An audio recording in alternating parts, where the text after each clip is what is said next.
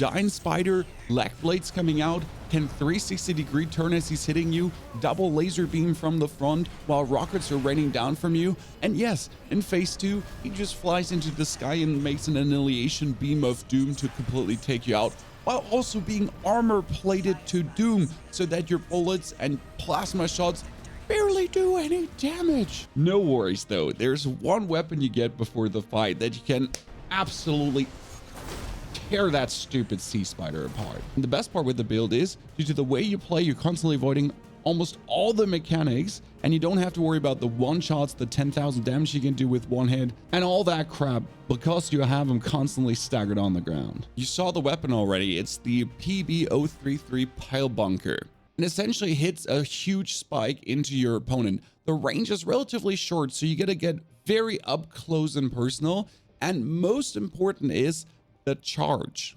because the normal impact stagger is already huge, but if you actually charge it up, the damage is 4 times as high, and you also do a significant bigger amount of stagger on top. That we paired together with the DFBA-06 bazooka, which essentially just has that one big hit against an immobile target, perfectly adds another 1,000 stagger opportunity to it, also does quite some damage against the heavy armor plated enemy. I tried to use a shotgun, but it requires me to constantly shoot something, but I want to focus on to getting into the melee range to actually do the melee hit with a pile bunker and not constantly spam away again with a shotgun or anything. And the bazooka is just one click, you don't really stop much, then you shoot your shoulder pauldrons, you also don't really stop much, and you can just straight up go into that melee range for the bonus stagger and insane damage. To really get our opponent on their knees, we add the Songbird grenade cannon to it. And yes, this overburdens me quite some straight away, and we'll have to make some adjustments. The Songbird though is a double bomb, and it is tremendous damage plus a huge stagger impact with 1,500, so 500 more than your bazooka. If you compare that what a normal missile launcher really does, yes, sure, the missile launcher has a lower reload time. Still though, having the opportunity to just do this amazing amount of stagger together with the bazooka fills up the bar instantly. It just goes to the ground. That we actually paired together not with the normal missile launcher, no, we're taking the plasma missiles. Why the plasma missiles? Because they also have a very good stagger, decent damage, and you can just spam them away in between. So you launch your songbirds and your plasma straight away, pow, pow, pow, pow, pow, together with the bazooka on the ground. Just have to like pile bunker after even a songbird, and you can do the rest just for damage. Now obviously my load is quite red, so let's work on that. For the head, I had to go for the finder eye to kind of reduce the weight a little bit. For the core, we're using the CC2000 orbiter that I have available at that point. I could use the Nachtraya now because I got a new energy source that allows for that to work. But at this point, you can only use the CC2000 orbiter with what I'm doing here, and you actually have to swap the legs away to the standard Melander legs. That's a little bit of a stinker because the Nachtraya really make you this absolutely mobile, but the Melander is right up there to actually help you. End of the day, choose the ones that you feel like make you the most mobile for this fight. For the arms, I choose the AR-012 Melanders because they have a good firearm specializations, but also still a good melee specialization. I don't need to look for recoil control because yes, I'm just shooting one bazooka, one songbird, and plasma missiles. I don't need any crazy fancy trackings or whatsoever. It's one big enemy. There's nothing that I need to look out for there.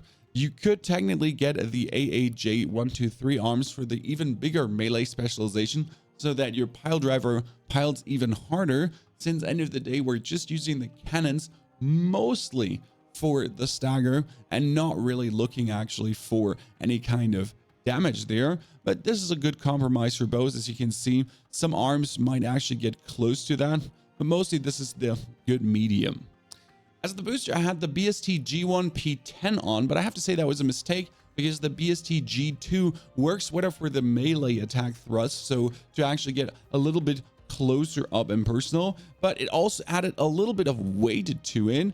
I can handle this though, so this one should work better than the G1. Obviously there's some options later on, but you don't have them yet. For the chip, I went for the FCS G2 because that one has a good close range assist and the missile lock correction, so I never miss any of those. And you can see that the first chip you have is quite bad, so definitely try to get at least one single upgrade there.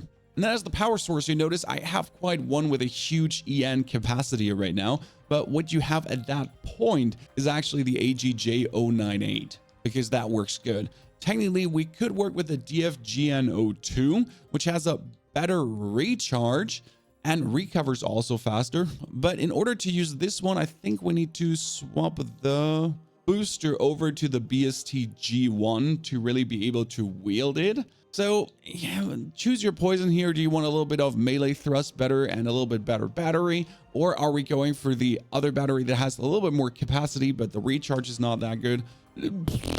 Choose your poison. Just as a quick tuning heads up, I mostly invest all of my tunings into the damage mitigation. It only is 36912%, but end of the day, even all the tiny damage you take being mitigated by a little bit just allows you to survive that much longer because you can simply not avoid every damage. Alternatively, obviously, melee weapon damage up by 15%. If you're doing a 4,600 hit with a pile bunker, 15% sounds quite decent as an upgrade, right? We're talking about 3 chips, 5 chips, and then probably 7 chips to get it maxed. Quite easy to achieve. Now to the fight. You want to give him hell straight up in the beginning. You press that button to launch him, jump a little bit back, and then it's open fire. And as you notice, the stagger bar just goes beyond belief. There's a few things you have to look out here for now. He has this hat-mounted laser beam where he goes 1, 2. That one can also hit you in melee range. So where I like to be is this mid-range to him. Not too far away, not too close. Because obviously there's the lag stab from the top that you can double dash or through him as he jumps over you. What you have to look out for is when you're doing melee attacks, if you do it inside of it, into him, you can actually bounce off the lags. It's a little bit weird sometimes when it comes down to the collision. So often it is opportune if you do a melee attack, especially the second one after a stagger, to do it from the top. So I tend to just stagger him with my songbirds and with our plasma rockets followed up by the bazooka, then the melee hit right into him or below him. And as my melee recharges, I hover a little bit like on the halfway up to him or above him to then just pile bunker into his head for the absolute amount of bonus damage. Now this is all phase 1 talk, and keep in mind you can't avoid every damage. Taking some is fine. What you should definitely look out for is these red rockets that he shoots up in between. That every now and then after hitting a melee hit, you just get a 1-2 dash left and right to the side so they don't actually melt you down slow and steady. The big beam to avoid should be easy for you, and especially when he stands still to do the charged laser where he just swivels over the ground, that's your perfect opening to just go straight in and hit him. You mostly want to really stay close, aggressive melee range. As you hit then phase 2 and he starts floating up, the most important thing is save your melee hit until he's slightly off the ground, because if you do it too early, you barely do any damage because he's in some kind of god armor and you don't do any stagger.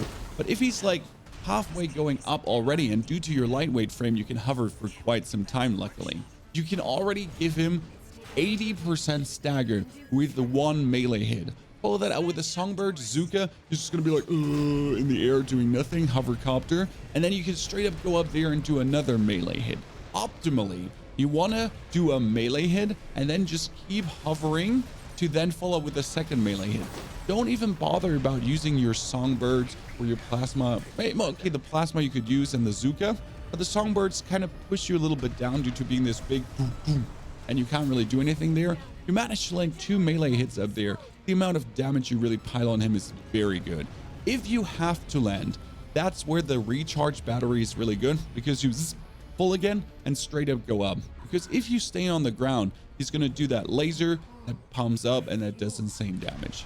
Very important to notice is there's also a spin attack that he can do into you, but that spin attack more or less just kills you, so that's just what it is. I mean, I had it in 1-2 tries, not often actually, and it was just a wipe, and I'm like, okay, sure, I don't mind. But that's just falls under the it is what it is. I guess if you play a super tanky AC, you should be able to weather the storm there as well.